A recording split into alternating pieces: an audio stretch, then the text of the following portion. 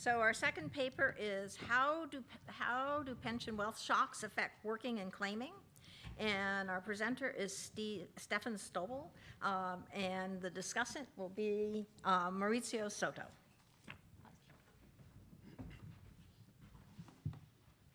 Okay. Thank you very much for the invitation. So this paper is joint work with Rafael Lalive from the University of Lausanne and my colleague Arvind Magesan from Calgary. And we are extremely grateful to funding from the Social Security Administration through the NBER Retirement Research Center.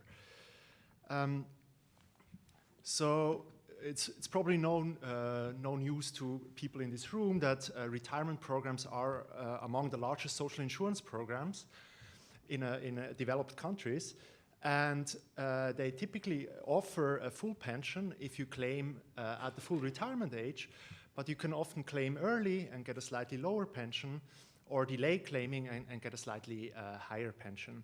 And so in recent years, we have seen a trend in many countries that they raised their FRA in order to address insolvency problems, mostly due to demographic aging of the population.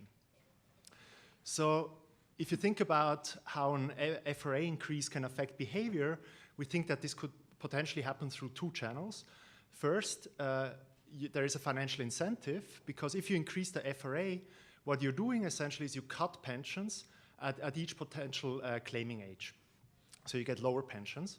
But then there is also this idea that maybe the FRA could be perceived as a reference point or as an implicit advice from the government as when to claim your pension. And so if you increase the FRA, you implicitly shift up this reference point. And so if people are inattentive with respect to their claiming decision, then this could affect behavior as well. And so what we're doing in this paper here is we exploit a pension reform in Switzerland that affected only women. And the interesting thing about Switzerland is that the FRA is the default claiming age. So what this means is if you don't make an active decision as when to claim your pension, you would automatically be defaulted into the FRA. So you would automatically claim your pension at the FRA.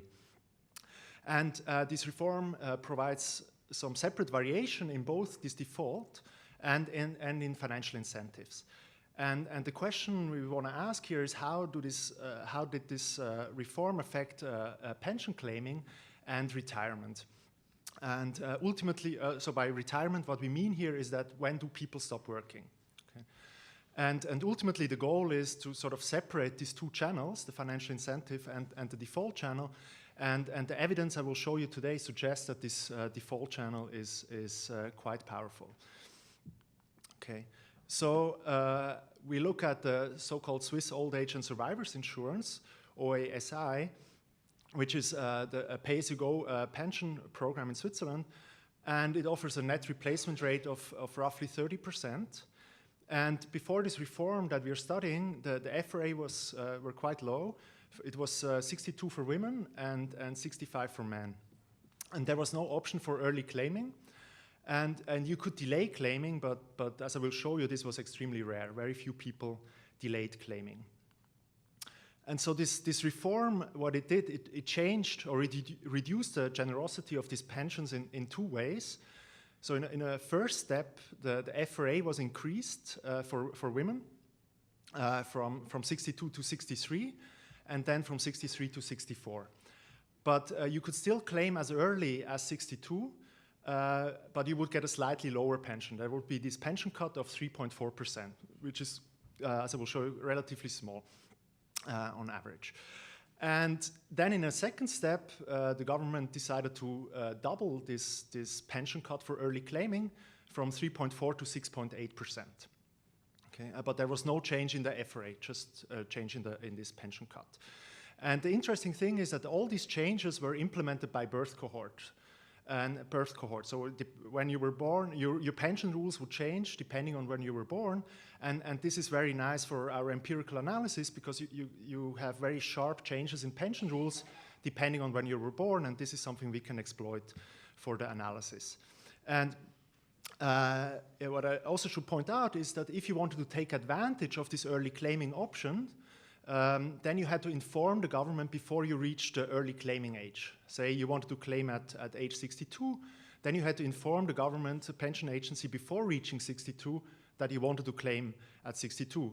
Otherwise, you would automatically be defaulted again into the full retirement age. Okay.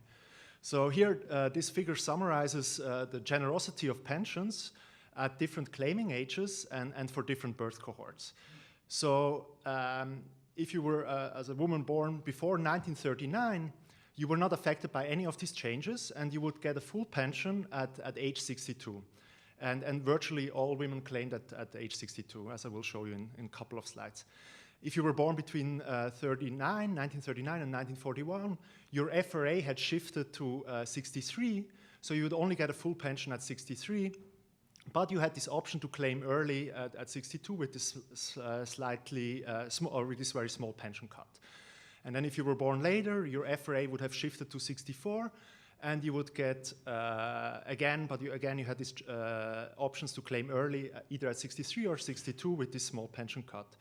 And then if you were born after 1947, this pension cut was doubled from 3.4 to 6.8%. Okay. So what is interesting is to look at how this reform affected your social security wealth. So the social security wealth is the discounted sum of benefits you would get if you claim at a certain age over the remaining lifetime, adjusting for life expectancy and mortality. And so that's what this figure here shows. And what you can see here, I think, is two things. So first, you see that this, with each change, the social security wealth became lower. This profile shifts down. So what this means is that people became poorer. They got less money from the pension system. Their social security wealth was lower. But what you can also see is that for the first two changes, this profile, this social security wealth is downward sloping. And so what this means is essentially you had an incentive to claim your pension as early as possible. If you delayed claiming, then you would lose money or lose social security wealth. So this is what we typically call an actually unfair system. Right? Only when they doubled this penalty, this pension cut, you see that the profile is upward sloping.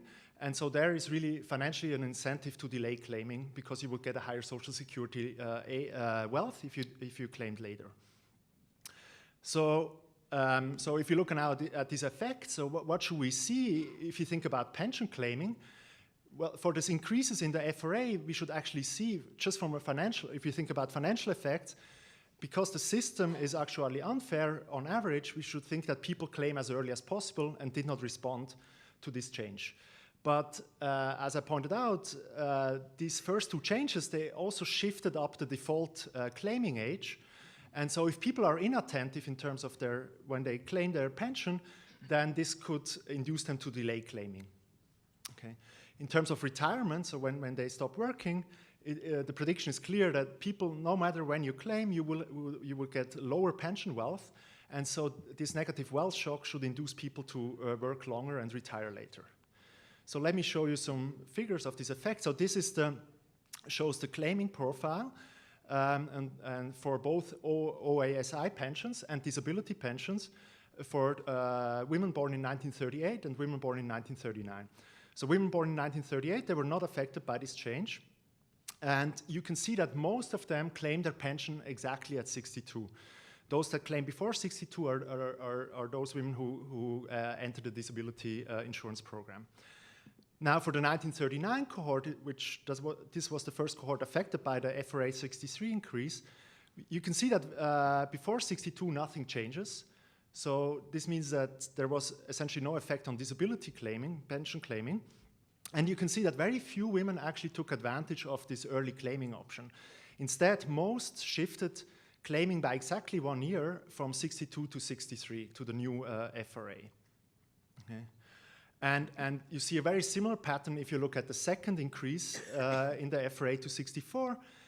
Very few, quite a few women took advantage of these early claiming options. Roughly 60% of women simply delayed claiming by exactly 1 year from 63 to 64. And here, this is the employment profile, so that's labor force participation, and for these two cohorts, and you can see that the profile is much higher for women born in 1939, between 62 and 63. So there's a clear positive employment effect of this reform, that women now work longer. And also, we can see this for the FRA 64 increase. There, between 63 and 64, the employment profile of the black line is much higher. So this suggests that women worked on average, or worked a year longer, most worked a year long between 63 and 64. Now, let's look at the second change when they doubled this penalty. So we call this RUF, for return to actually fairness, when the system actually became actually fair, or even slightly more than actually fair. And so here, financially, it now made sense to delay claiming, because you would actually get higher Social Security wealth by delaying. And also, there was no change in the default option, so that should have no effect on your behavior. And interestingly, in terms of retirement, if you claimed early, you would get much lower Social Security wealth. But if you actually delayed claiming to 64, your Social Security wealth would be unchanged.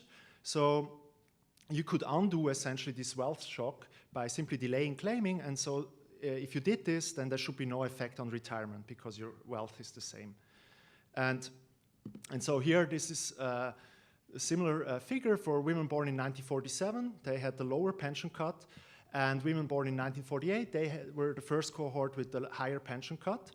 And you can see that most of these women born in 1948, they delayed claiming now to exactly the FRA. Very few women took advantage of this early claiming option. And in terms of employment, the black profile is slightly higher than the gray profile, but it turns out that this is not statistically significant, as I will show you in a second. So there is no employment effect. So we can now, so these were all descriptive figures showing you the effects. We can now statistically quantify the effects. And the way we do this is we use a regression discontinuity design. And the idea is that this design exploits the sharp changes in your pension rules depending on when you were born. Okay. So, and for each of these changes, what we do is we essentially compare the first birth cohort that was affected by a change and compare it to the last cohort that was not affected by a certain change. And we really zoom in around the birth date where the pension rules change, okay, and see how behavior changes there. So let me show you some figure that illustrates the idea here. So this is this figure here shows the average claiming age. So that's when you claim a pension by birth week. And the vertical line is the birth date when the rules change. So that would be December 1938. So women on the left were born in 1938, and women on the right, here these dots on the right, are women born in 1939. And you can see that there is a sharp increase in this average claiming age exactly at this birth date cutoff. And so with our empirical strategy, we essentially identify or estimate this jump empirically. And we can do the same thing for the retirement age. So that's when the women stop working.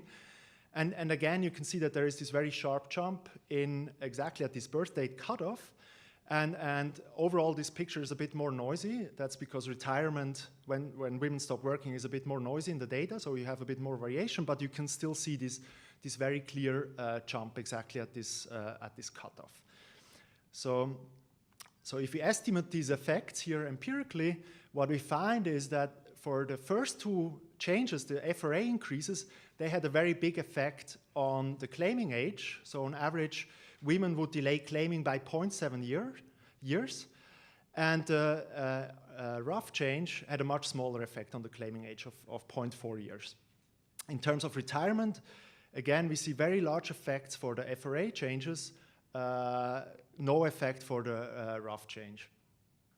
So in conclusion, so what we find, we think we exploit this interesting pension reform in Switzerland that could affect behavior through these two channels, the financial incentives channel and the default option channel. And this empirical evidence should suggest that the default option plays a really important role. We see very large effects to the changes where the default was shifted. People respond really strongly, and the change where the financial incentives were changed, we don't see as much of an effect.